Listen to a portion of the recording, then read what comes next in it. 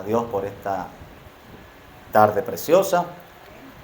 Vamos a estar estudiando en esta tarde en la carta del apóstol Santiago, los primeros 13 versículos del segundo capítulo.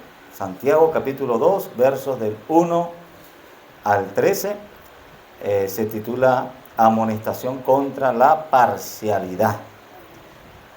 Una exhortación que hace Santiago en contra de la forma en que se estaba viviendo el Evangelio. Algunos estaban viviendo el Evangelio en la iglesia primitiva, en la iglesia del Señor. ¿Qué hermano me pueda colaborar? Vamos a leer los primeros 4 versículos, del 1 al 4. Amita. Gloria a Dios.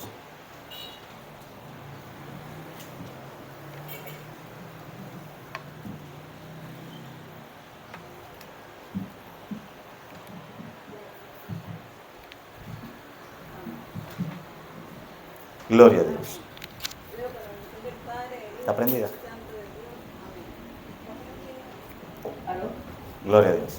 Leo con la bendición del Padre, del Hijo y del Espíritu Santo de Dios. Amén. Hermanos míos, que vuestra fe en nuestro glorioso Señor Jesucristo sea sin acepción de personas. Porque si en vuestra congregación entra un hombre con anillo de oro y con ropa espléndida, y también entra un pobre con vestidos andrajosos, y miráis con agrado al que trae la ropa espléndida, y le decís, siéntate tú aquí en buen lugar, y decís al pobre, estate tú allí en pie, o siéntate aquí abajo, aquí bajo mi estrado.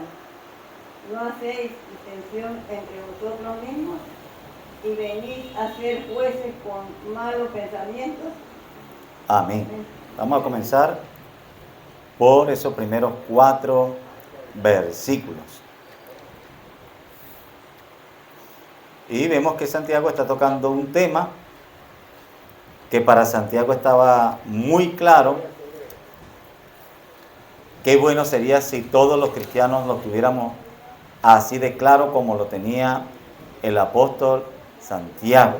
Para Santiago, tener fe significaba vivir conforme y conducirse conforme esa fe.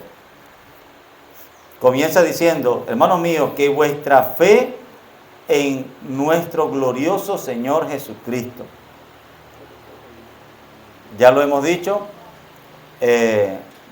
pudo haber dicho Jacobo, hermano del Señor, que es Santiago, tal vez pudo haber dicho que la fe en mi hermano Jesús, hermanito de sangre. Pudo haber dicho, él era hermano de sangre, hermano, hijo de María. De hecho, era relativamente recién convertido, era relativamente un creyente que se convirtió después de la muerte del Señor. Pero aquí nos sorprende Santiago expresando todo el respeto y reverencia posible por aquel hermano a quien él cuando estaba vivo no creyó. Creyó después de la resurrección, pero muestra un respeto por ese hermano que en vida no recibió como Mesías. Hoy vemos hermanos que no son hermanos de sangre, ni cercanos ni lejanos del Señor Jesucristo, pero con mucha más familiaridad y confianza que el mismo Santiago. ¿Cómo se expresa Santiago de nuestro Salvador? Dice que la fe en nuestro Señor Jesucristo, en nuestro glorioso Señor Jesucristo, sea sin acepción de personas. Vea que ni siquiera Santiago, aunque él va a hablar del comportamiento, él va a hablar de cómo se vive y cómo nos conducimos o cómo la iglesia se estaba conduciendo. Él no dice, quiero hablar acerca de su comportamiento, sino él dice, quiero hablar acerca de vuestra fe. Porque para Santiago, tener fe y comportarse está estrechamente relacionado. Tener fe de cristiano era vivir como cristiano. Era vivir como cristiano. Entonces el apóstol Santiago les quiere hacer una corrección acerca de cómo estaban viviendo el evangelio, y la forma en que Santiago lo expresa es: vamos a hablar de vuestra fe en el Señor Jesucristo. ¿Cómo estás viviendo tu fe? Vamos a hablar de cómo te estás comportando dentro de la iglesia. Hay muchos hermanos que creen que el comportamiento no representa la fe. No, hermano, mi fe es algo que no se ve. Usted no es quien para juzgar mi fe. Santiago dice: a través de tu comportamiento yo puedo ver tu fe. Vamos a hablar de cómo están ustedes viviendo su fe en nuestro glorioso Señor Jesucristo. Y algo que comienza Santiago a corregir es la forma en que la iglesia estaba en ese momento viviendo su fe. ¿Cómo se están conduciendo en la casa del Señor? También es eso la consecuencia de la fe. A veces nos parece muy santo decir que el cristiano debe tener un comportamiento totalmente igual en todo lugar. Pero aquí Santiago expresa algo y dice: ustedes tienen fe, yo quiero hablar de cómo ustedes están viviendo su fe en la congregación. En la congregación. Así que dice: porque si en vuestra congregación. Así que la primera observación que hace Santiago en este capítulo no es acerca de cómo están viviendo el evangelio puertas afuera de la iglesia, sino cómo se estaba viendo que vivían el evangelio puertas adentro de la iglesia. Hay un pasaje que nos dice: es hora de que el juicio comience por casa. Así que Dios no ve igual lo de adentro como los de afuera. Dios ve diferencia entre lo de adentro y lo de afuera. Dios no ve igual al creyente de adentro como al inconverso de afuera. Dios hace distinción. Dios hace distinción. Santiago dice: vamos a hablar acerca de los creyentes y cómo los creyentes están viviendo su fe dentro de la iglesia, en la congregación.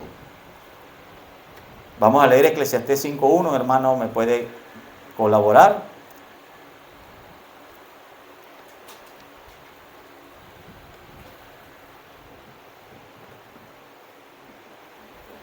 Leo la palabra de Dios en el nombre del Padre, del Hijo y del Espíritu Santo.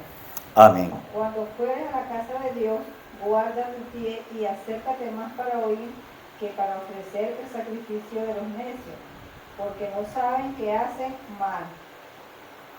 Amén. Gracias, mi hermana. ¿Qué observación hace Salomón en Eclesiastés?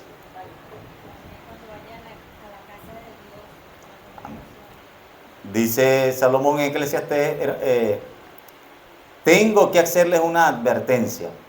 Cuando ustedes vayan a la casa de Dios, sean cuidadosos. Sean cuidadosos, porque no están en cualquier lugar. No están en cualquier lugar. O están en la casa de Dios, en donde la presencia de Dios está de una manera más cercana. Así que dos cosas. Ve con intención de oír. Ve con intención de oír. También dice el mismo Salomón, y adicional, ten cuidado de cómo hablas, ten cuidado de lo que prometes, ten cuidado de lo que dices, porque no estás en cualquier lugar. Estás en la casa de Dios. Muchas veces, amado hermano, hemos escuchado y repetido que el cristiano tiene que ser igual, comportarse absolutamente igual, dentro y fuera de la iglesia. Y eso hay que saber entenderlo, porque no es una verdad del todo. El Señor nos enseña que su casa es un lugar santo. Así que si la casa es un lugar santo, yo le pregunto: ¿dónde está Dios? ¿Qué parte de la tierra es de Dios? un pedacito de Jehová en la tierra y su plenitud. Pero cuando Moisés se acercó a un lugar específico, ¿qué le dijo Dios a Moisés cuando se fue a acercar a la zarza?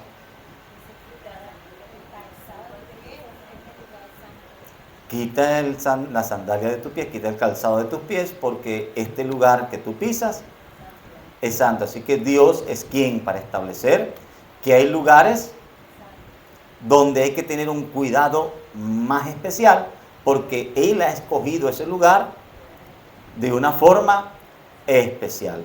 ¿Qué está diciendo Dios? En ese lugar ten mayor cuidado. Ten mayor cuidado. Dios nos manda a ser santos en todas partes. Eso es verdad. Pero hay lugares donde debemos ser más cuidadosos. Más cuidadosos. Hay lugares donde se pueden permitir ciertas cosas y hay otros lugares donde no. Hay otros lugares donde no. Hay lugares donde yo puedo reunirme con unos hermanos y contar algunos chistes y reírnos y disfrutar sanamente el momento. Pero la casa del Señor, no. La casa del Señor no es para que estemos contando chistes y armando relajo y digamos, Dios tiene que estar contento de que vea a su pueblo gozoso. Si el ambiente se percibe como un relajo y pasa alguien por esa puerta y ve un relajo en la casa de Dios, se lleva una mala impresión de Dios y sería culpa nuestra. Así que, ¿qué sí está enseñando Santiago? Vamos a hablar acerca de cómo ustedes están viviendo su fe y les quiero llamar la atención de algo delicado que no estoy viendo puertas afuera de la iglesia. Aquí Santiago dice, estoy asombrado porque estoy viendo algo que ustedes están haciendo mal y de colmo lo están haciendo puertas adentro, en la congregación. Y si llega alguien a vuestra congregación, y ahí empieza la corrección, o empieza el señalamiento de Santiago, yo he estado viendo que si llega alguien a vuestra iglesia, y ese alguien tiene vestiduras espléndidas, ustedes lo reciben con brazos abiertos y dándole un asiento privilegiado a esa persona que viene con vestiduras espléndidas, llamativas. ¿Qué es para usted vestiduras espléndidas? ¿Qué es lo primero que se le viene a la cabeza con vestidura espléndida? Brillante. No creo que vayan hermanos con, ¿cómo se llama esa vestidura? Con lentejuelas ni con escarcha o metalizados. Hoy en día se existen metalizados. Así que, ¿qué podían hacer algunas vestiduras espléndidas?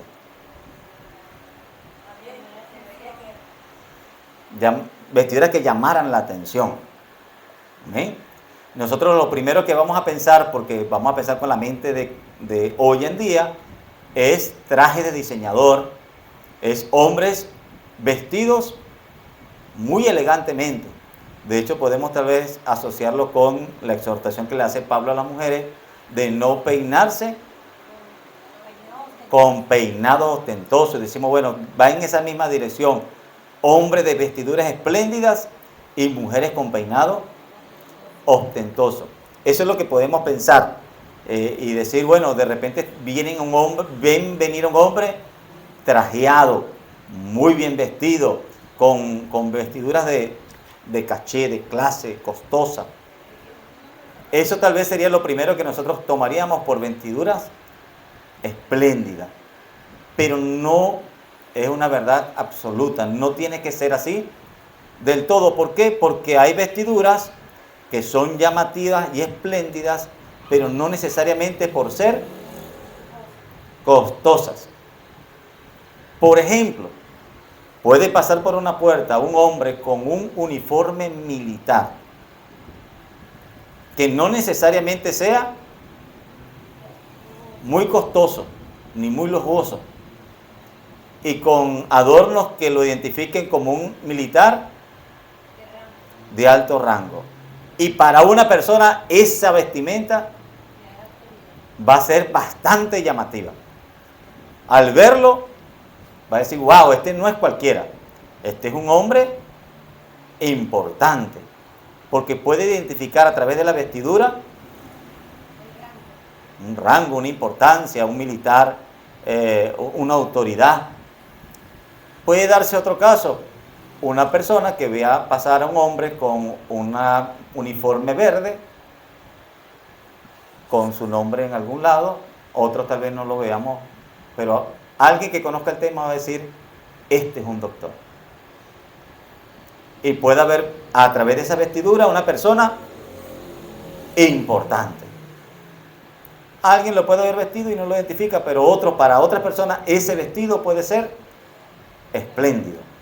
Yo quisiera ser cirujano, mira, ahí está un cirujano, y a través de esa vestidura puede ver a alguien que le representa autoridad, interés, le despierta interés. Así que vemos que hay varias maneras en que una vestidura puede ser espléndida, llamativa, no necesariamente por tener un color.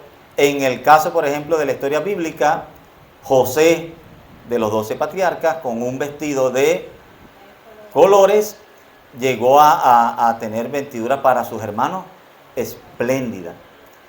El significado de la palabra espléndida es, entre otros, suntuoso, unas vestiduras llamativas, no necesariamente costosas. Lo que pasa es que nosotros vamos a leer que él está hablando de los ricos, y lo primero que vamos a asociar es que está hablando de hombres con vestiduras costosas, pero para no extraviarnos debemos saber que no necesariamente Santiago le está hablando de hombres con vestiduras caras, está diciendo con trajes llamativos, suntuosos, que causen sensación, admiración para algunos, dependiendo el lugar. Por ejemplo, si estuviéramos en los llanos venezolanos y entra un hombre con un liqui, con un sombrero de ganadero, para algunos de nosotros no nos llamaría mayor atención, pero para la gente que es de allí dice, este no es cualquiera. Esas botas, ese traje y ese sombrero solo lo usan los ganaderos. Entonces, nosotros podemos ver, tal vez hasta equivocadamente, un campesino más. Una persona que sepa, dice, ese que entró es alguien importante. Por la ropa, dice alguien por ahí, por la maleta, se saca el pasajero, alguien puede decir, por la ropa yo sé, ese no es cualquiera. Mire esas botas, esa tal marca, y conocer. Bueno, entonces vemos que hay distintas formas en que unas vestiduras pueden ser espléndidas, suntuosas. Vamos a ver Mateo 23, del 5 al 8.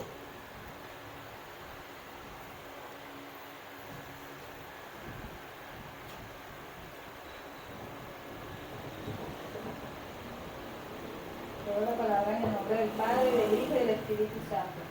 Amén. Antes hacen todas sus obras para ser vistos por los hombres, pues ensanchan sus filaterías y extienden los flecos de sus mantos, y aman los primeros asientos en las cenas y las primeras sillas en las sinagogas y las salutaciones en las plazas, y que los hombres los llamen rabí, rabí, pero vosotros no queráis que os llamen rabí, porque uno es vuestro maestro, el Cristo, y todos vosotros sois hermanos. Amén. Habíamos precisado la semana pasada que posiblemente Santiago, de hecho, históricamente Santiago, sus primeros años de ministerio los sirvió en la iglesia de Jerusalén. Así que Santiago era uno de los apóstoles que eran pastores en la iglesia de Jerusalén, y era fácil entender que en la iglesia de Jerusalén posiblemente habían creyentes que habían sido convertidos de fariseos, de los saduceos, de las sectas judías de la época. ¿Qué denunció el Señor acerca de los fariseos? En el pasaje que acabamos de leer, dicen, los fariseos tenían una manera de llamar la atención de los hombres, pues ensanchan sus filacteras y extienden los flecos de sus mantos.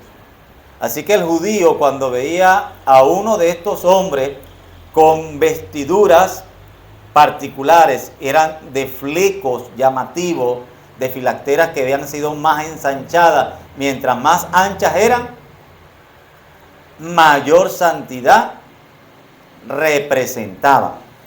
Ellos veían vestido a un hombre santo.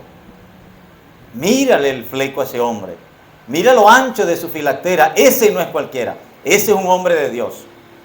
Y eran los conceptos que el judío usaba, y así sabía diferenciar, como acabo de poner el ejemplo, como en los llanos diferencian un ganadero, o como un deportista puede identificar cuando otro deportista porta un uniforme de alguna manera, y así como hoy en día hay cristianos en el Evangelio que han diseñado uniformes religiosos de alta santidad.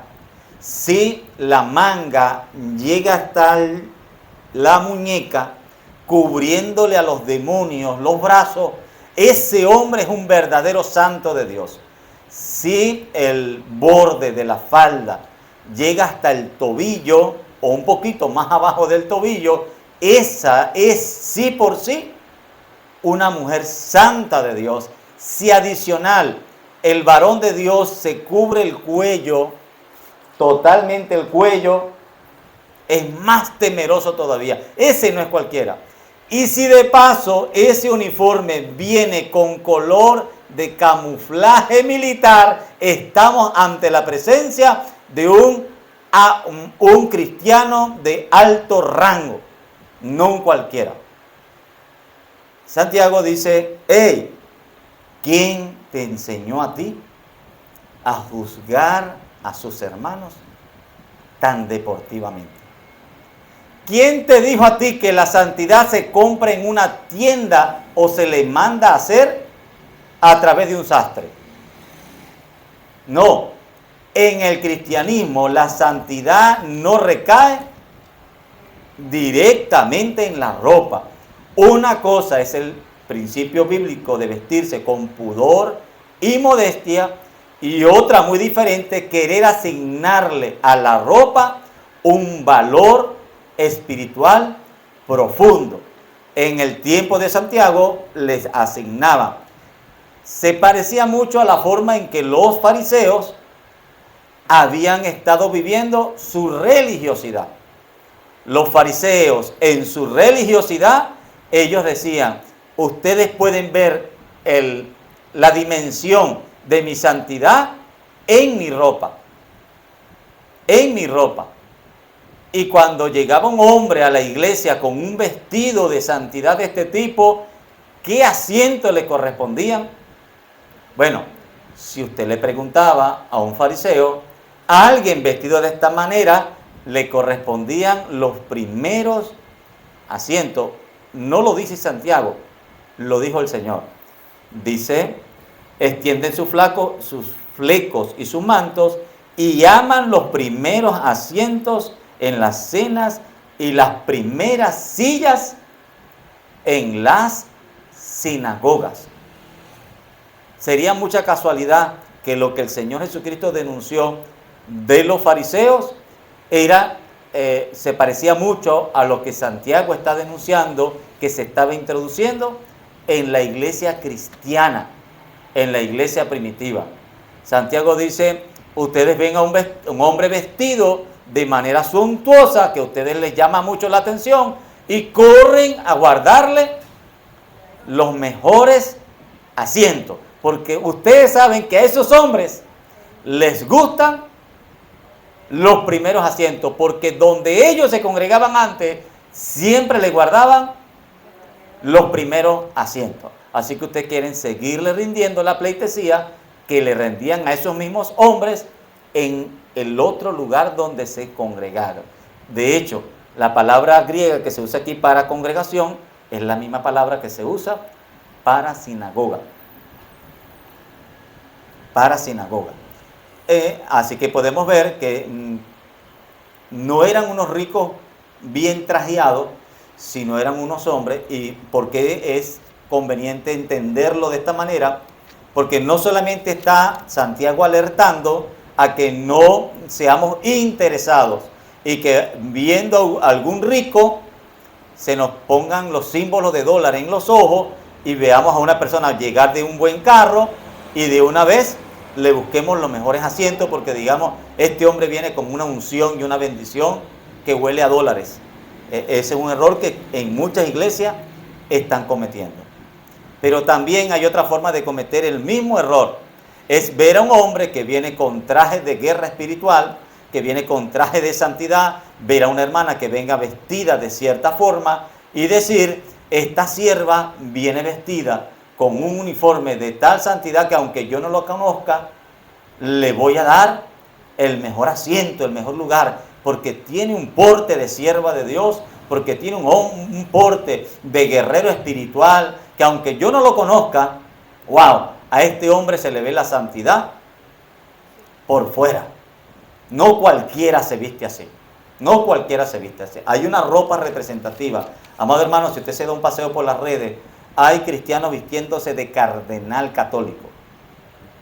Hay cristianos hoy vistiéndose de sotana. De sotana. Sotanas de colores. Muy llamativas. Y en las iglesias, cuando ven a un hombre con vestiduras anchas de colores y que parecieran sotanas católicas, wow, ese sí es un hombre de Dios. Sin importar que tanto ese hombre sea o no sea realmente un hombre de Dios. ¿Qué dice Santiago al respecto? Verso 4. No hacéis distinción entre vosotros mismos y venís a ser jueces con malos pensamientos.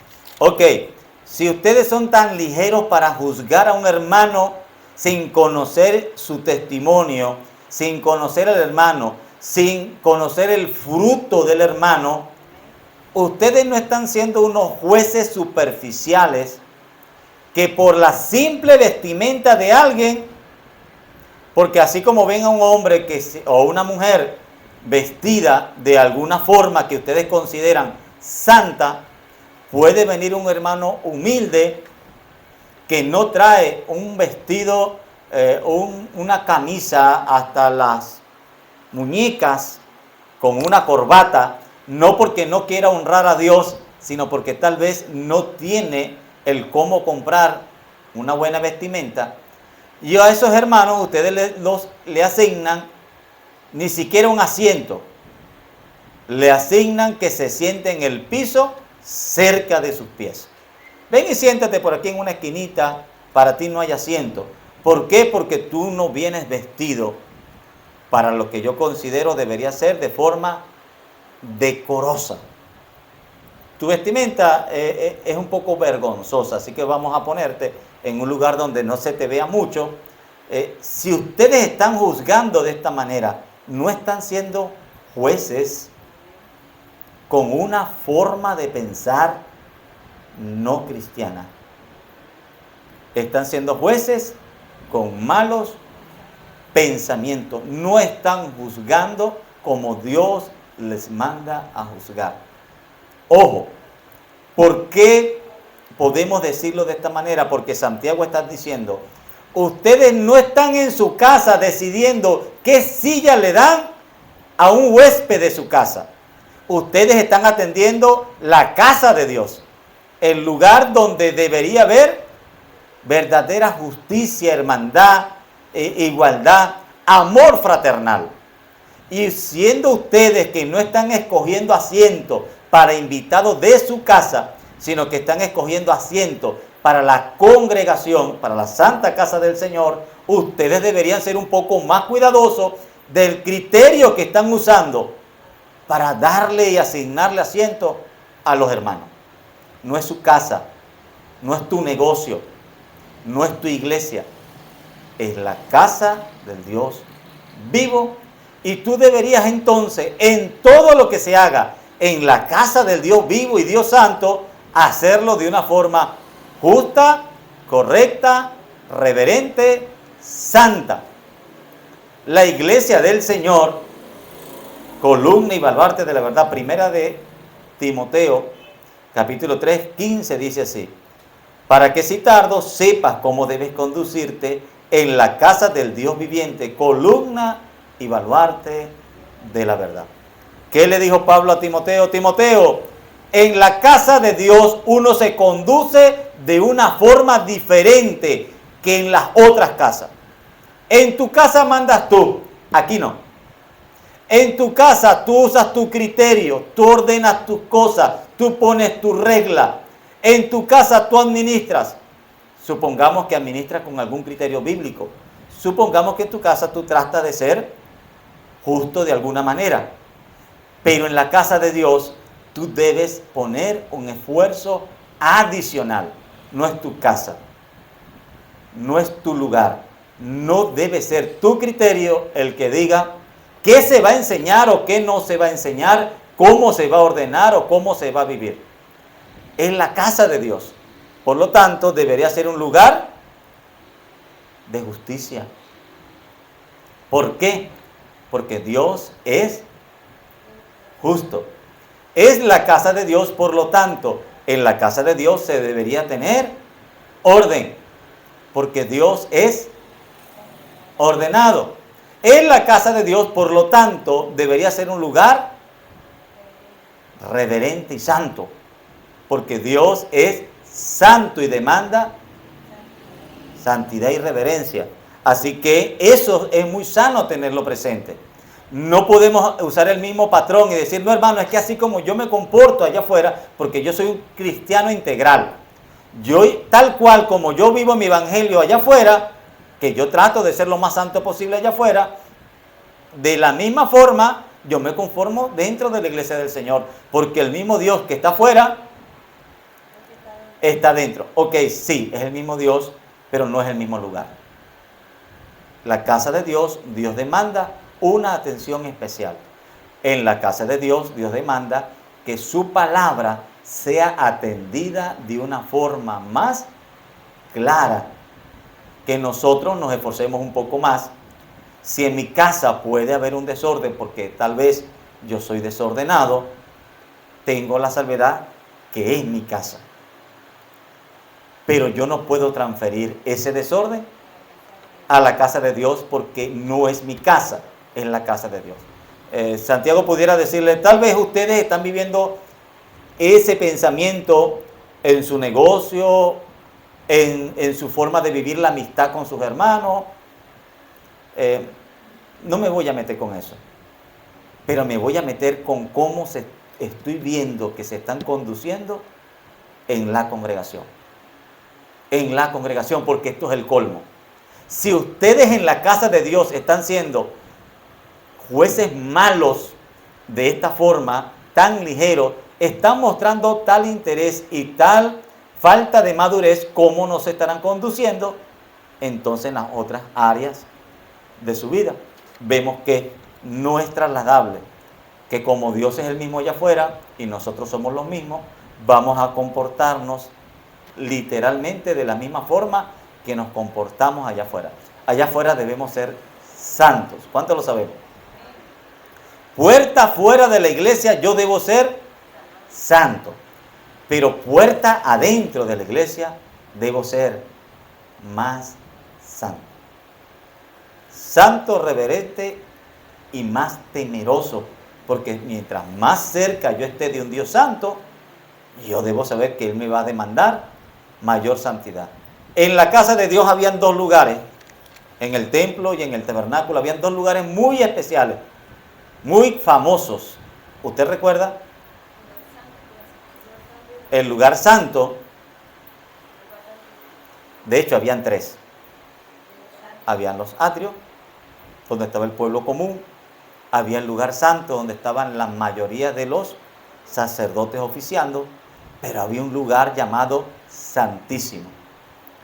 ¿Qué hacía la diferencia de estos tres lugares?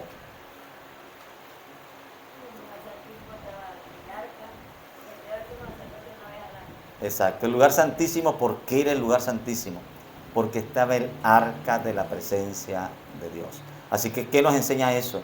Mientras más cerca se esté de Dios, mientras más cerca nos sepamos de la presencia de Dios, pues deberíamos saber que Dios nos va a demandar un mayor nivel de santidad. Debemos ser santos puertas afuera, pero puertas adentro debemos cuidar aún más la santidad. No se puede comportar el cristiano literalmente de la misma forma puertas afuera que puertas adentro, porque yo, sabiendo que estoy puertas adentro, cuido un poquito más mi comportamiento delante de ese Dios santo. ¿Amén? Versículos del 5 al 7. ¿Qué hermana me puede hacer el favor? Del 5 al 7. Dice Amén. así. Hermanos míos amados, oíd, ¿no ha elegido Dios a los pobres de este mundo para que sean ricos en fe y herederos del reino que ha prometido a los que le aman? Pero vosotros habéis afrentado al pobre. No os primen los ricos y no son los mismos que os arrastran a los tribunales. No blasfeman ellos el buen nombre que fue invocado sobre vosotros. ¿Hasta qué? Amén, hasta el 7. Amén. Aquí Santiago empieza a hacerle un llamado de atención y dice, pero esto es raro. Esto es raro.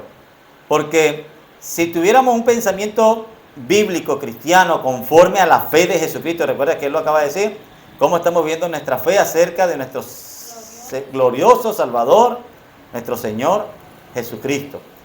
Si tuviéramos la palabra de nuestro Señor presente, nuestro Señor amaba a los pobres. Él no los menospreciaba. Y si ponemos más atención, los ricos no se la llevaron bien con el Señor. Los ricos con respecto a nuestro Señor fueron antagónicos. Le hicieron resistencia. Y no solo al Señor. Ya había comenzado la iglesia primitiva a sufrir persecución de hombres poderosos, ricos. Entendemos que aquí ricos no solamente está hablando ricos de dinero, sino también ricos de poder. Hombres poderosos. El pobre normalmente es frágil y humilde. El rico normalmente es poderoso. Pero vamos a ver la historia de la iglesia. ¿Quiénes fueron los que comenzaron esa persecución contra la iglesia primitiva? En Hechos capítulo 5 del 17 al 20. Ana Daisy, Hechos capítulo 5 del 17 al 20. Amén. Dice la palabra del Señor en el nombre del Padre, del Hijo y del Espíritu Santo.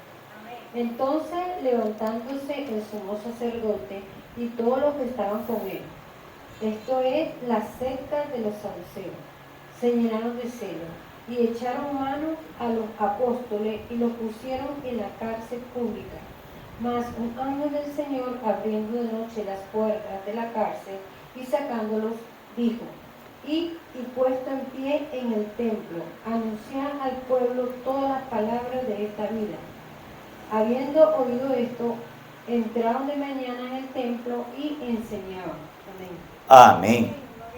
Así que estamos viendo que la iglesia, Hechos capítulo 5, los primeros años de la iglesia primitiva, naciente, había comenzado a padecer persecución. Muchas veces los cristianos nos acordamos de la persecución romana. Vemos las películas donde los cristianos eran echados al Coliseo, donde eran echados a los leones, a los gladiadores, como eran incendiados como antorcha, y sabemos que esa fue la persecución más cruenta que sufrió el cristianismo. Pero la primera persecución que sufrió el cristianismo no fue la persecución por el Imperio Romano, fue la persecución por los religiosos judíos. El Cenedril, el mismo que condenó al Señor. El Cenedril era la organización, era una forma colegiada, por decirlo así, donde se unían las autoridades religiosas. A veces lo gobernaban los fariseos, a veces los dirigían los saduceos. Estas dos sectas eran las primeras sectas judías, las más importantes, así que ellos habían hecho un pacto y cada cierto año ellos se turneaban. En el caso de Hechos 5 nos dice la Biblia que los que estaban al mando del Cenedril eran los saduceos. En ese entonces ellos estaban gobernando el Cenedril. La Biblia no nos habla nunca de que el sacerdocio judío fuera alternable. Dios había establecido sacerdotes que eran descendientes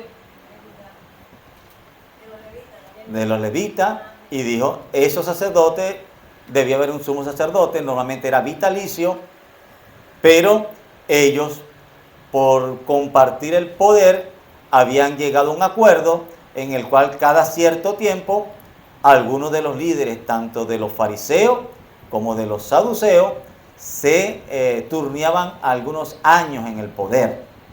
No por la ley de Moisés, no por indicación, sino por manejo político. Manejo político. Así que, comenzando la iglesia primitiva, los saduceos al poder, comenzaron una persecución.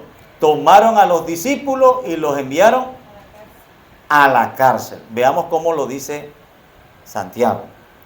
No os oprimen los ricos, y no son ellos mismos los que os arrastran a los tribunales. No está hablando Santiago de futuro. No dice Santiago, no son ricos los que resisten al Señor y posiblemente van a comenzar a perseguirles. Y estos ricos tienen el poder de en algún momento llevarlo a los tribunales. No lo dice así. Santiago habla de hechos consumados y presentes. Esos ricos, esos poderosos a quienes ustedes le rinden pleitesía, no son los mismos que los han llevado a ustedes a la cárcel. ¿Quiénes eran los que los llevaron a la cárcel? Las autoridades religiosas judías, principalmente formadas por los saduceos en ese momento del poder, pero también sabemos que los fariseos también formaban parte. Sería mucha casualidad que los fariseos judíos y los saduceos judíos habían en el libro de los Hechos comenzado una persecución contra el cristianismo. Sería mucha casualidad que a estos hombres que Santiago está denunciando dentro de la iglesia son hombres que les gusta vestirse de forma suntuosa y les gusta ocupar los primeros asientos en la iglesia cristiana, y el Señor había denunciado a un grupo religioso, y estamos escuchando en las letras del apóstol Santiago, leyendo desde el final del capítulo 1, que Santiago viene denunciando una falsa religión. Santiago, cuando dice la verdadera religión, es porque él está acusando y denunciando una falsa religión. De hecho, él dice, si alguno de ustedes se cree religioso, y en 2 o 3 versículos Santiago por lo menos usa 3 veces esa palabra. No es una palabra que hallamos muy comúnmente en el Nuevo Testamento, pero Santiago en estos versículos la usa por lo menos 3 veces. Si alguno se cree religioso entre vosotros y no refrena su lengua, la religión del tal es vana. La religión verdadera, en 3 ocasiones Santiago usa la palabra religión. Así que posiblemente Santiago está hablando y está condenando prácticas de religiosos, de llamados religiosos dentro de la iglesia de Jerusalén. Entendemos que esos religiosos muy posiblemente eran saduceos o fariseos que aparentemente se habían convertido al cristianismo. Nos gozaríamos a decir, ¿saben? Los fariseos están llegando a la iglesia, se están reconociendo a Cristo. Qué bueno, pero hay un pequeño detalle. Ellos llegan a la iglesia y traen su forma de vivir la religión puertas adentro de la iglesia y le están compartiendo su visión religiosa al resto. Al resto. Entonces vemos que Santiago está condenando que ellos no se están convirtiendo al cristianismo, sino que son religiosos que están compartiendo su forma de ver la vida, su filosofía, su teología, sus doctrinas, su fe, la están imponiendo a la iglesia cristiana. ¿Qué vemos hoy en día? Vemos hoy en día hermanos que vienen preparados porque son psicólogos. Vemos hoy en día hermanos que tienen conocimiento de filosofía, que tienen conocimiento de sociología, que tienen conocimiento de marketing, que tienen conocimiento de alguna ciencia, de algunas áreas de conocimiento. Entran a la iglesia y son ellos los que quieren compartir el conocimiento que ellos traen del mundo a la iglesia. Hermano, se acaba de convertir un cantante influencer. Ese hombre sabe arrastrar masa. Pongamos la cámara detrás de él y sigámoslo. Ese hermano que recién se acaba de convertir no está para ser líder de la iglesia y no es el que debería dirigir la iglesia. Hermano, se acaba de convertir en una persona que tiene mucho conocimiento del mundo sobrenatural. Ese hombre salía del cuerpo y viajaba en el mundo astral. Ese hombre nos puede enseñar mucho. Pongámoslo de presidente de espiritualidad y sea él el que nos instruya. No, gran error. No hay conocimiento de allá afuera que pueda dar luz a la iglesia del Señor.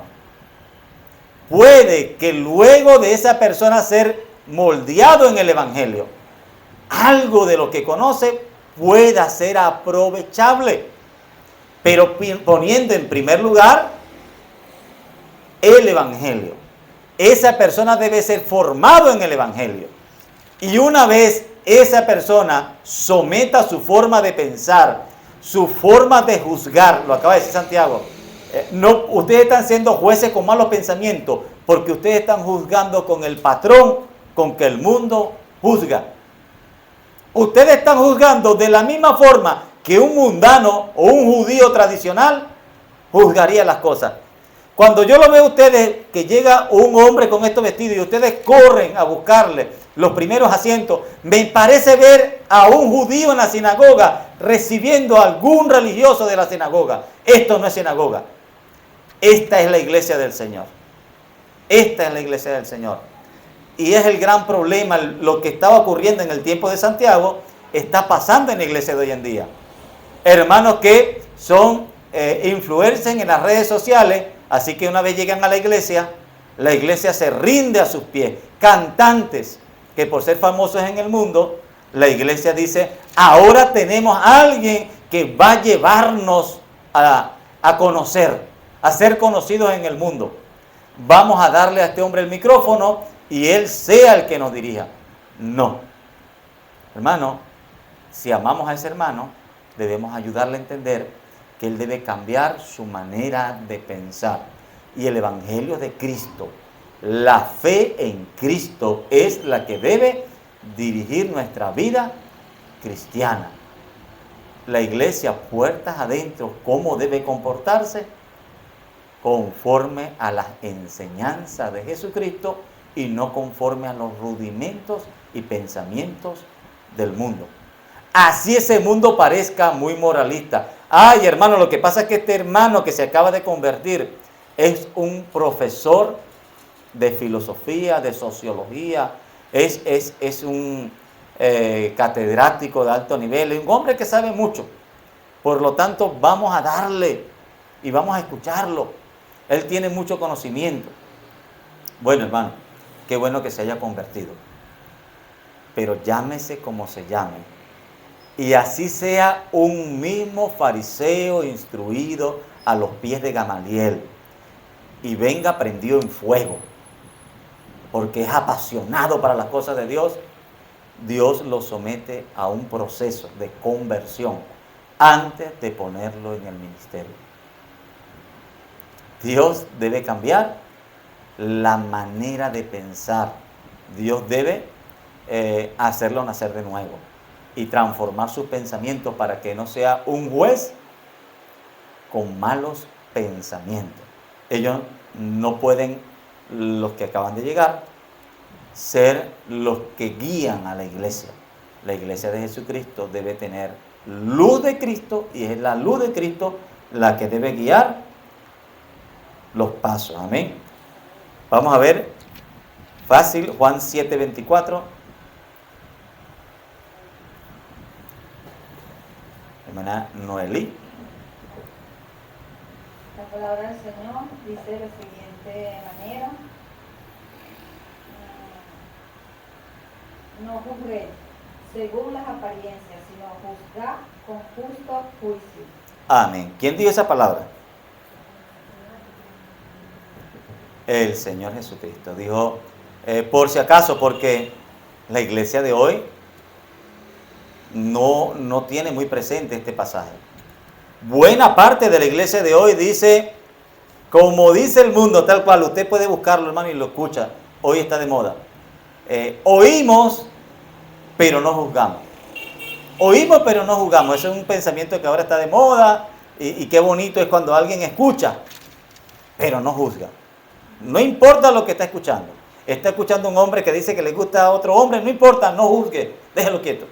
Está escuchando un hombre que dice que le gustan niños, él dice, no importa, no juzgue, déjalo quieto. Está escuchando un hombre que dice que él quisiera vivir con 5 mujeres y usted dice, wow, qué valiente. No lo juzgue, déjalo quieto. Esa es su forma de pensar y es respetuosa. Pero la palabra no dice que no juzguemos. La palabra nos dice, escucha, pero no juzgue. La palabra nos dice, aprendan a juzgar con justo juicio. Amén. Dice, no juzguéis según las apariencias, sino juzgad con justo juicio. ¿Qué estaba haciendo la iglesia que Santiago está reprendiendo? ¿Qué dice que no se debe hacer el Señor Jesucristo? No, ¿qué dice aquí el pasaje que ¿cómo lo dice el Señor Jesucristo que no debemos hacer? No, ahí dice ahí lo dice clarito, léalo, allí está clarito, está fácil. No juzguéis según las apariencias. ¿Qué estaba haciendo la iglesia que Santiago está corrigiendo? Viendo la forma de vestir que alguien traía y juzgando la vida espiritual de sus hermanos por cómo venían vestidos. Eso es claramente juzgar por las apariencias. Por el solo hecho de que alguien venía vestido de forma suntuosa, merece los mejores asientos. Por el hecho de que alguien venía vestido con vestiduras pobres, merecía no sentarse en una silla. Eso era juzgar por las apariencias. El Señor ya lo había alertado y dicho, esa es una forma de juzgar mala. Ustedes no juzguen de esa forma. Si ustedes juzgan, juzguen por justo juicio. Si ese hermano que viene con ropas pobres y andrajosas es un hermano que no viene a buscar a Dios, que lo que viene a hacer tropiezo, que lo que viene es hacer daño, que lo que viene es no hacer tropiezo en la iglesia, que lo que viene es tal vez a buscar la oportunidad de dañar a alguien, y usted lo ve porque sus hechos lo han demostrado, usted tiene derecho a decir, lleva a este hermano, le voy a poner límite y le voy a poner el ojo, porque por sus frutos yo he visto que este hermano no solo es que no está bien vestido, es que tiene un mal comportamiento. Porque no está diciendo Santiago que pasen a las primeras sillas directamente al que está vestido mal y pongan en el regazo a los que están vestidos bien. No está diciendo Santiago que inviertan el orden. Lo que está diciendo Santiago es la ropa no debe ser el factor determinante por el cual juzgamos a alguien. No podemos juzgar por las apariencias. Porque alguien venga vestido de una forma que nos parece muy santa, no necesariamente es santo. Y porque alguien en algún momento pueda venir vestido de forma que a nosotros no nos parece, no significa que posiblemente esa persona no venga a buscar a Dios con sinceridad. Porque puede comenzar a venir una persona vestida muy mal, con un corazón sediento y hambriento, sinceramente por las cosas de Dios. Así que la iglesia cristiana no debe juzgar por las apariencias, por las apariencias. Vemos Romanos 12 del 14 al 16.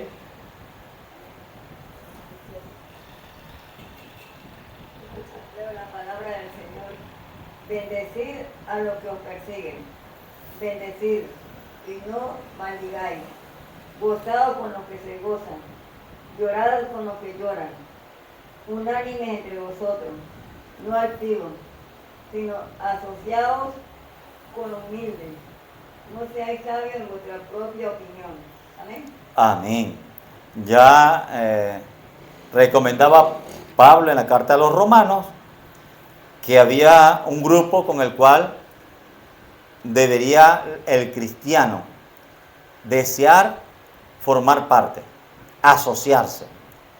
Hay un grupo, no dice Pablo, por si acaso, que todos somos totalmente iguales. No dice Pablo, hey cristiano, tú debes juntarte con todo el que se llama hermano. No dice Pablo eso. Pablo dice, ¿sabe? Hay un grupo con el cual yo les recomiendo ustedes traten de asociarse. Es con el grupo de los cristianos no altivos.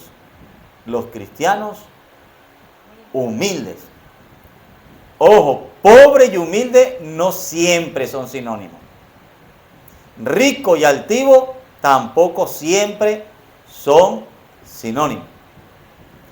Hay ricos humildes, no son la mayoría, pero hay ricos humildes y hay pobres altivos. Tampoco son la minoría. Tampoco son la minoría. Hay pobres no solo de dinero, no solo de bienes materiales, también hay pobres en su madurez, que a pesar de no tener bienes materiales, tienen una mentalidad bastante soberbia y altiva. Pablo dice, ubica, fíjate en los de humilde corazón y asóciate con ellos. También fíjate en los altivos y evítalos. Evítalos, porque si te juntas con ellos, te vas a contagiar. Te vas a contagiar. ¿Qué estaba haciendo la iglesia de Santiago? En donde Santiago está escribiendo la carta. La iglesia donde está Santiago estaba haciendo todo lo contrario. Veía a una persona de espíritu altivo, con actitudes altivas y con apariencia altiva, y corrían a premiarlo. Y veían a una persona pobre, inmediatamente lo catalogaban como alguien que estaba en mala condición, lo menospreciaban, y posiblemente algunos de esos pobres eran humildes de corazón, no solo de humilde condición, y deberían ser más bien considerados, estimulados, apreciados, recibidos con un abrazo, recibidos con gozo. Y en el caso de la iglesia de Santiago, estos pobres, lo que recibían al llegar a la iglesia era desprecio, menosprecio y humillación injusta. Siéntate por allá en el piso, donde menos te vean mejor. Por lo menos no lo echaban de la iglesia, faltaba poco. Hermana Gloria. Amén. Pregunta que hace iglesia que pastoreaba Santiago, que estaba pasando no se precisa, pero recordamos que Santiago pastoreó en Jerusalén sus primeros años. No sabemos si esta carta fue para estos mismos cristianos de Jerusalén, aunque Santiago está diciendo que esa carta va para los cristianos que estaban fuera de Jerusalén, ¿no? No está precisa porque no hay una indicación clara.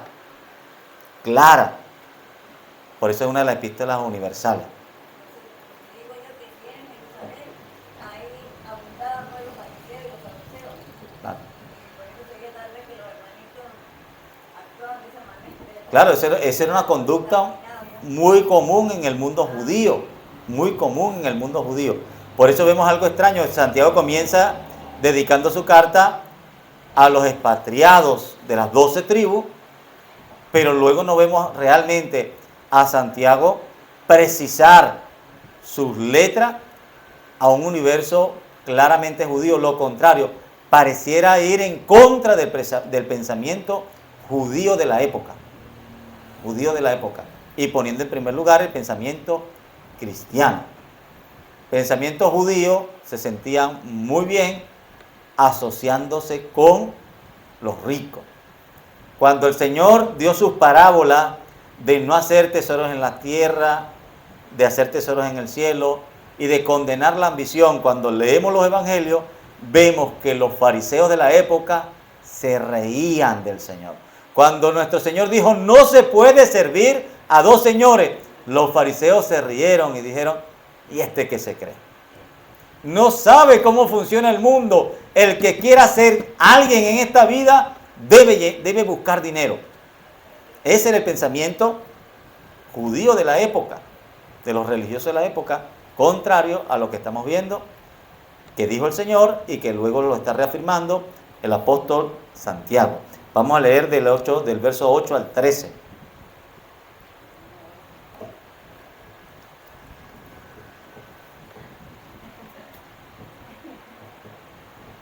Amén, gloria a Dios. Dice la palabra del Señor. Si en verdad cumplís la ley real, conforme a las Escrituras, amarás a tu prójimo como a ti mismo, bien hacéis. Pero si hacéis acepción de personas, cometéis pecado, y quedáis convictos por la ley como transgresores. Porque cualquiera que guardare toda la ley, pero ofendiere en un punto, se hace culpable de todo. Porque el que dijo, no cometerás adulterio, también ha dicho, no matarás. Ahora bien, si no cometes adulterio, pero matas, ya te has hecho transgresor de la ley. Así hablad y así hacéis, como los que habéis de ser juzgados por la ley de la libertad. Porque juicio sin misericordia se hará con aquel que no hiciere misericordia, y la misericordia triunfa sobre el juicio. Amén. Amén. Amén. Nuevamente vemos algo que es común en la carta de Santiago. Casi siempre que él menciona la ley, no se conforma con simplemente decir la ley, sino cuando habla de cómo el cristiano ve la ley, siempre agrega un calificativo adicional. Para el cristiano no basta decir la ley, él agrega una diferencia en la forma que el cristiano ve la ley. Dice, si en verdad cumplís la ley real. Para diferenciar a otros que veían la ley que no era la forma correcta. Así que el apóstol Santiago dice, si ustedes quieren cumplir la ley, pero de verdad, no como otros que cumplen la ley según ellos, pero no es de forma real, Hay un principio importantísimo y dice, amarás a tu prójimo como a ti mismo, bien hacéis. Pero si hacéis acepción de personas, cometéis pecado y quedáis convictos por la ley como transgresores, porque cualquiera que guardara toda la ley, pero ofendiera un punto, se hace culpable de todos. Aquí sí no le agrega calificativo más allá a la ley, así que está hablando de personas que estaban ya acostumbradas a relacionarse con la ley. Ustedes que dicen que guardan la ley, ya no está hablando del cristiano que está tratando de guardar la ley real, sino de una gente que decía que guardaba la ley.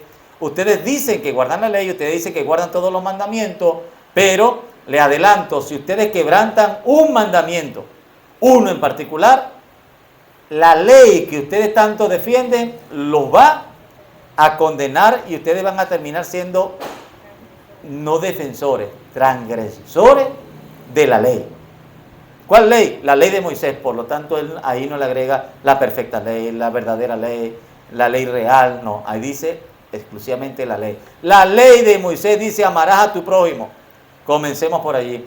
Si ustedes ya están mostrando no un verdadero amor por el prójimo, ya por allí parece que están quebrantando la ley, un mandamiento de la ley. Hay un principio en la mayoría de las leyes: cuando hay dos delitos, por lo menos aquí en Venezuela se aplica, siempre se trata de juzgar por el delito más grave, se le da prioridad al mayor delito. Así que Santiago dice: comencemos con un quebrantamiento de la ley, con algo que ustedes están haciendo, no están mostrando amor por el prójimo, pero no es lo más grave. Tengo algo más contra ustedes. Porque cualquiera que no guardara toda la ley, pero ofendiera en un punto, se hace transgresor. Porque el que dijo: no cometerás adulterio, también ha dicho: no matarás. Ahora bien, si no cometes adulterio, pero matas, te has hecho transgresor de la ley.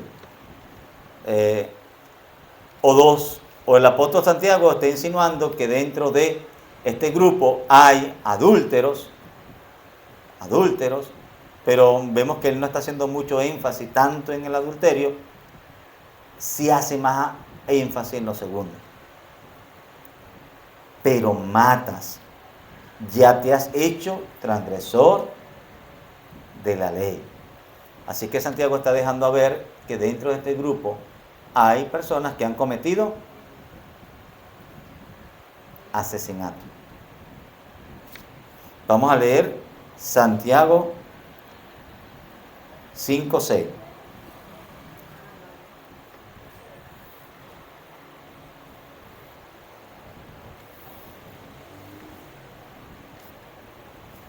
La palabra del Señor dice así: habéis condenado y dado muerte al justo, y él no os hace resistencia.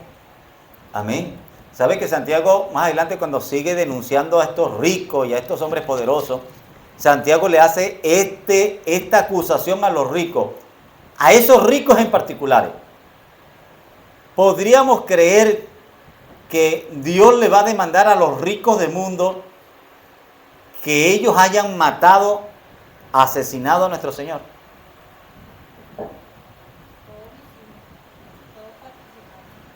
Pero ¿por qué en este caso señalar particularmente a los ricos?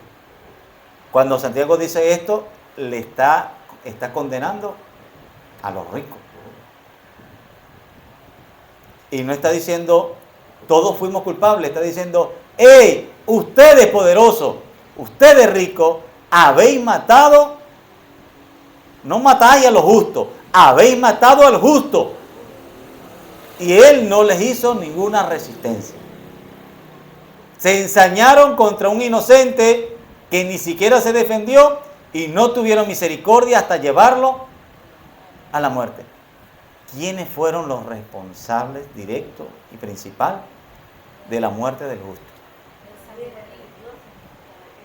Cuando vamos a la historia, vemos que el Sanedrín judío fue el que orquestó toda la serie de acontecimientos que causaron la muerte humana de nuestro Señor. Así que pudiéramos entender la palabra que está diciendo Santiago en el capítulo 2, cuando él dice: si ustedes dicen: ok, yo no soy pecador porque yo no adultero, porque le encanta apedrear al adúltero, ok, ustedes, vamos a darle beneficio, vamos a creer que ustedes no han adulterado, pero han matado, que es peor. Ustedes son defensores de la ley porque no son adúlteros, pero son asesinos. ¿Qué ley defienden ustedes si son transgresores de la ley por asesinos? Mi hermana Gloria, amén. Amén. Y decían también que si ellos hubieran vivido en el tiempo antiguo, cuando mataron, ellos hubieran hecho eso. Y el Señor no. Y a ellos iban a matar. A Juan ya lo habían mandado a decapitar. A Jacob lo mataron, hermano Juan. A Esteban lo agarraron a piedra y lo mataron. O sea, que no estaban desatados, pues, y Juan y paremos de contar a todos los que seguían cristianos. O sea, al justo, nuestro Señor Jesucristo fue el mayor, pero ellos no hacen. Claro, era la práctica recurrente. De hecho, lo que el Señor hizo fue en contrario, en negativo. Él resumió y dice, vamos a cortar el asunto para no hacerlo muy largo.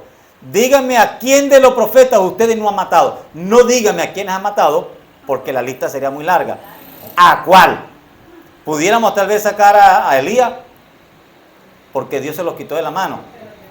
Se los quitó de la mano, porque si se lo hubiera dejado, Jezabel lo hubiera decapitado. Así que la pregunta que hizo el Señor fue esa: ¿a cuál de los profetas vuestros padres no asesinaron? ¿No? Así que vemos que ese pecado le cabía a la dirigencia religiosa judía, el Sanedrín de la época. También debemos ver hoy en día nosotros, muchas veces dentro de la iglesia del Señor, cuántos hermanos hay por no haber caído en pecado sexual, creyéndose con un revestimiento de santidad tal que puede apedrear a todo el mundo. Hermanos que porque no han adulterado o fornicado o no se les ha descubierto públicamente el pecado, se sienten con la moral suficiente para condenar y apedrear y matar a sus hermanos solo por eso. Hoy hay un grupo de hermanos sacrosantos que tienen una cualidad: un matrimonio único. Hermano, eso le da un revestimiento a un grupo de cristianos para llamar de adúlteros y pecadores a hermanos que hayan tenido algún fracaso matrimonial. Así haya sido antes de llegar al Señor, no importan las condiciones. Y muchos de estos hermanos, literalmente, porque no pueden ser ellos en su moralidad acusados de adulterio, persiguen a un cristiano hasta que lo matan espiritualmente. Lo matan espiritualmente. ¿Por qué? Porque ellos dicen, no somos adúlteros. Y al no ser adúltero, al no podérseme acusar de un adulterio, yo tengo tal moralidad que yo puedo perseguir despiadadamente. Yo les he contado varias veces el testimonio de un varón que él tenía 20 años de ministerio intachable, pero alguien descubrió que cuando él tuvo 18 años había tenido una aventura con una mujer, y en esa aventura, una noche loca, borracho, se casó, drogado, y inmediatamente procedieron a anular el matrimonio porque las autoridades consideraron que ese matrimonio fue un acto de total locura. Y las autoridades convinieron en anular, no en divorciar siquiera, en anularle el matrimonio a este varón que había tenido por lo menos 20 años de buen testimonio en la iglesia. Un grupo religioso cristiano le hizo tal persecución que le destruyeron el ministerio y le dijeron, tú has manchado la iglesia del Señor. Y él dijo, eso ocurrió antes en todo sentido de yo llegar al evangelio. Y de hecho, cuando a mí me preguntaron si yo había sido casado anteriormente, y yo dije que no, yo no mentí, porque mi matrimonio no fue divorcio, fue anulado. Y cuando las leyes dicen que algo fue anulado, significa que realmente nunca tuvo validez. Ellos consideraron que él no estaba en cualidades para poder contraer matrimonio. Y así muchas veces. Hay una forma que alguien se cree más santo y más ungido cuando persigue a su hermano, Y si lo logra destruir y sacar de la iglesia, es que la cubierta de armadura espiritual es de un mayor titanio. Porque logré acabar con alguien que a mí no me parece que fuera digno de estar dentro de la iglesia del Señor. Esa procedencia, esa forma de actuar era muy fariseica. Los fariseos les gustaba ese tipo de contiendas y de pleitos y de niveles de santidad, de pelear guerras contra sus hermanos, al punto que una de los reproches más recordados que el Señor le hizo a los fariseos de la época, lo encontramos en Mateo 9 del 11 al 13.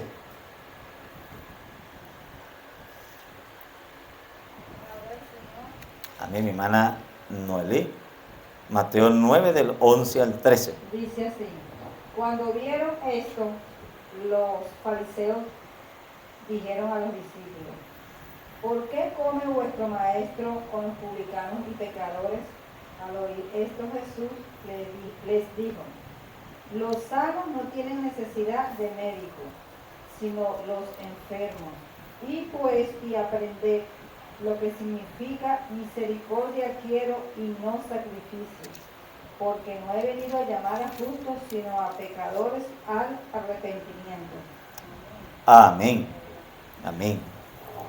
Hermanos, si se hicieran exámenes de distintas áreas, si la vida cristiana, si la vida religiosa o cristiana o espiritual, se pudiera examinar por áreas y a los fariseos le hicieran cada cierto tiempo exámenes con referente a la misericordia, en todos los exámenes los fariseos hubieran salido raspados, aplazados totalmente.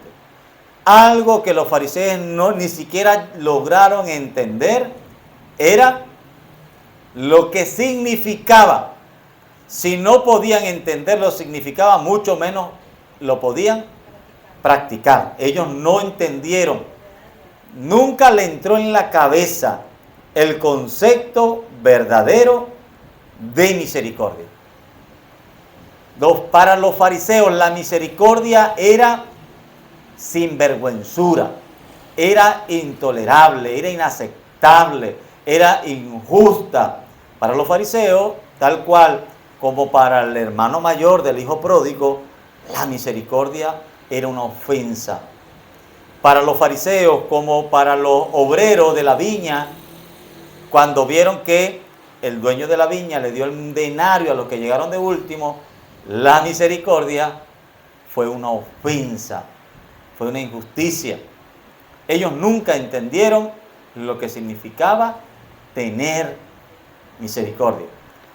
Y entonces volvemos a encontrar una pista, cómo termina el capítulo 13, que dice: porque juicio sin misericordia se hará con aquel que no hiciere misericordia, porque la misericordia triunfa sobre el juicio. El problema de la iglesia donde Santiago está corrigiendo es que habían hermanos injustos porque hacían juicios injustos y no entendían lo que era la misericordia. ¿A quién se le parece? Había en la Biblia un grupo que era conocido por su mal manejo, por su deficiente concepto de misericordia: los religiosos judíos. Pero la idea no es simplemente decir que la carta de Santiago estaba escrita para condenar a los religiosos judíos de la época. La idea es que entendamos los conceptos. Amado hermano, hay un grupo en la iglesia del Señor, tanto en la iglesia liberal como en la iglesia conservadora, que le caería extremadamente bien un curso intenso y profundo sobre la misericordia. Hay en la iglesia del Señor, tanto libre o liberal como conservadora, hermanos que todavía a esta altura no saben lo que significa la misericordia. Y vemos, hermanos, siempre demandando juicio, siempre demandando y siempre metido en una forma, en tratar de rescatar cosas que ya han sido juzgadas, que ya han sido perdonadas, que ya han sido sacadas a la luz, que ya han sido parte de un pasado, cosas que en algún momento ya el pecador reconoció y se apartó, pero ellos dicen no, este pecador, a pesar de que reconoció y dijo, no podría tener, no debería tener misericordia. Pero él confesó y se apartó, o ella confesó y se apartó, o ella reconoció a tiempo, o ella vino antes de ser descubierta y reconoció, o él vino incluso antes de ser descubierto y reconoció. No, hermano, no importa. Es intolerable, es imposible, no se puede permitir el pecado dentro de la iglesia del Señor. No es eso lo que realmente dice la Biblia. No podemos permitir la práctica del pecado sin que ésta tenga alguna consecuencia. Pero ese grupo en particular, cuando vio al Señor comiendo con los publicanos y los pecadores, aunque el Señor comía con ellos, no para festejar con ellos, el Señor comía con ellos para predicarles el mensaje de arrepentimiento. Dijo el Señor, ¿tú quieres saber por qué yo estoy con ellos? ¿Tú quieres saber por qué yo como con ellos? Porque los sanos no tienen necesidad de médico, sino los enfermos. Así que yo estoy con ellos porque los quiero sanar de su enfermedad. ¿Qué enfermedad será esa? Del pecado. Usted va a escuchar hoy en día incluso, hermanos, extremadamente ahora en otro extremo de misericordia. Hermano, cuando el Señor dice que debemos entender lo que es la misericordia, ojo, irse a una misericordia extrema también es no entender lo que significa la misericordia. Irse a una misericordia infinita es no comprender lo que significa misericordia, porque Dios ofrece misericordia al arrepentido, al que confesare y se apartare de su pecado. Dios no promete misericordia infinita y universal. No, Dios precisa cuál es el camino para que esa misericordia pueda ser válida. Debes reconocer tu pecado y debes apartarte de él, debes reconocerlo, debes no ocultarlo y debes apartarte. Así que vemos que la misericordia tiene su forma. Por eso el Señor no solamente dice, ustedes deberían practicar misericordia. El Señor les dice, ustedes deberían ir y aprender lo que significa misericordia quiero y no sacrificio. Así que la misericordia que Dios ofrece no es una misericordia indefinida, es una misericordia definida. ¿Cómo se define esa misericordia? Se llama gracia, a través del Evangelio de Jesucristo. El que creyere, el que se apartare, el que confesare sus pecados. ¿Alguna pregunta, mi hermano? ¿Alguna duda? Apocalipsis 3:17. También podría de alguna manera aplicarse a la condición actual de la iglesia que Santiago le escribe. Amén. Apocalipsis 3:17. Porque tú dices, yo soy rico y me he enriquecido y de ninguna cosa tengo necesidad, y no sabes que tú eres un desventurado, miserable, pobre, ciego y desnudo. Esta era la iglesia de la Odisea, ¿no? Amén. Entonces vemos cómo una iglesia cristiana puede autoengañarse y creerse estar bien por tener bienes materiales.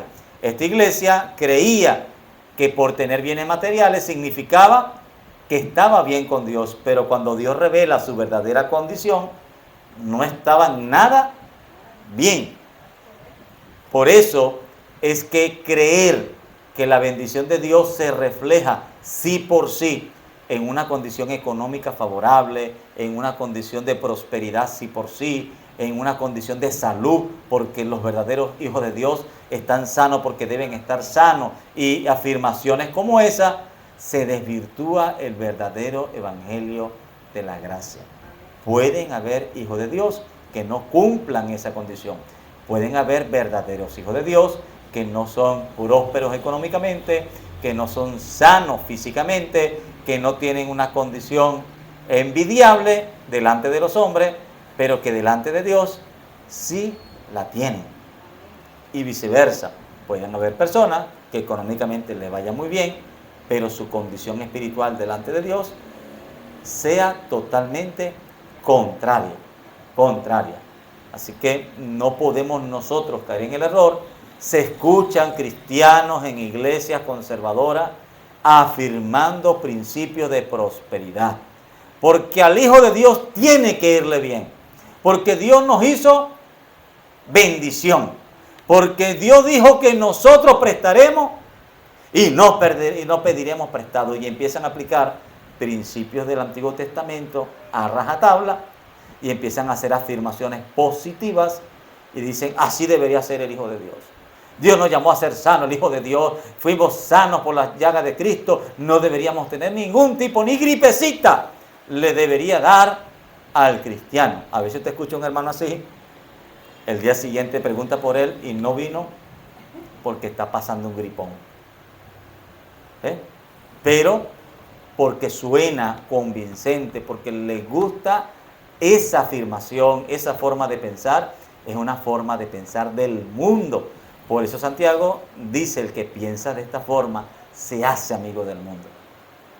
Y el que piensa de esta forma se constituye al final de cuentas enemigo de Dios. No recuerdo si fue Spurgeon o cuál de, creo que fue Spurgeon que afirmó y dijo, aquel que sirve a Dios porque paga muy bien, le serviría al diablo por un mejor contrato. Aquel que sirve a Dios porque las bendiciones de Dios son buenas, porque Dios bendice, porque Dios prospera, si el diablo le ofreciera más, entonces cambiaría. Nosotros no le servimos a Dios por interés directo. No, nosotros creemos que Dios bendice, pero sabemos que no es una obligación que recaiga sobre Dios. ¿Alguna duda, pregunta, inquietud? Vamos a darle gracias al Señor, que Dios nos permita poner en práctica esta palabra.